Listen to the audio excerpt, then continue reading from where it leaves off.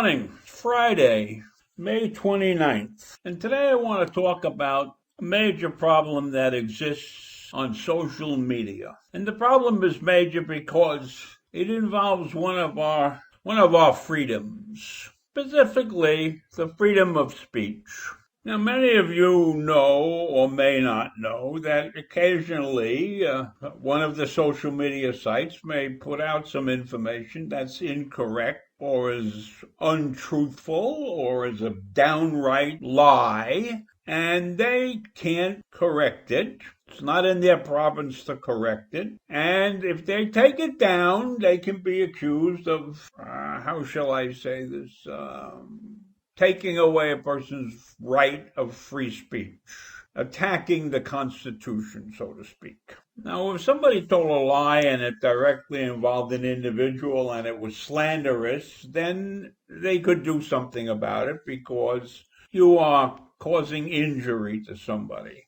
Or if they, it's like yelling fire in a crowded theater or something like that. But if it doesn't harm anybody because it's just a generic lie about something, then it's perfectly all right for it to be out on social media, even if it's a misrepresentation of some major fact. I bring this to your attention now because President Donald Trump has spewed more misinformation than anybody else on the planet. And he has 70 million followers. So in one of his recent tirades, Twitter tirades, he went on and on about mail-in ballots and then frauds that were perpetrated by mail-in ballots, and how if the 2020 election was run by mail-in ballots, it would be fraudulent. And so he's claimed that there were 3 million fraudulent votes in the 2016 election, even though he won. He still claimed there were fraudulent things, and he's gone on and on about fraudulent mail-in ballots. And so what Twitter did is they put a little hashtag on his last tirade, and it said something about get the facts on mail-in ballots, and it led, if you clicked on it, it took you to a link that explained how mail-in ballots work. This was a baby step by Twitter against the flood of misinformation that Donald Trump spews during his Twitter tweets. And it's not going to work. It's not going to work because Donald simply has too big a voice on this platform. And there's no real way to curtail him. Right after they put this tag on his Twitter, he came out and attacked Twitter. He said they're saying my statement on mail-in ballots, which will lead to massive corruption and fraud, is incorrect, based on fact-checking by fake news CNN and fake news Amazon Washington Post. Twitter is completely stifling free speech, and I, as the president, will not allow it to happen. That's what he ranted. And then on the following day, he suggested that he would shut down all social media sites. He said because the Republicans feel that social media sites are against all conservatives, they want to silence conservative voices, and we will never let this happen. We will close down the social media sites before we let this happen.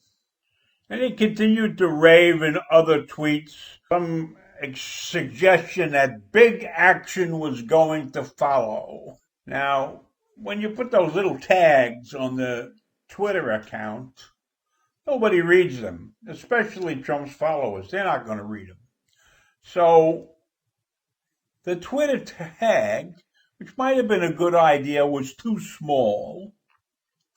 And Twitter was trying to do something in a long-standing criticism about the social media sites, allowing people to say anything they want, and allowing the president of the United States to push falsehoods to his 70 million followers. But a small tag attended to a Trump tweet that urges people to get the facts, the equivalent of an ant biting an elephant. So over the years, he's accused Twitter and Facebook of being liberals and taking down conservative sites at the drop of a hat, and the conservatives are being treated unfairly, and how could liberals constantly get away with these things? So the bottom line right now is that Twitter, for a lot of reasons, some of which are their own fault, and some of which aren't, has very little chance to fight with Trump over the facts.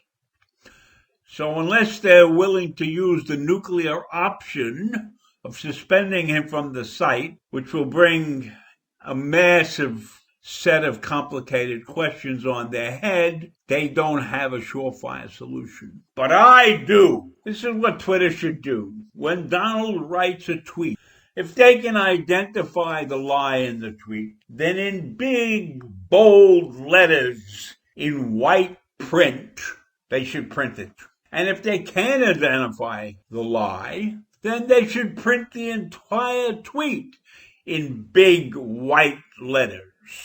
Of course, all the paper that this stuff is printed on is white. So we will effectively show the world that Donald Trump has produced nothing. And that's my solution. They can do that, but they haven't thought about it. So, having said all of that, I'm ready to leave for today, and I'll see you tomorrow.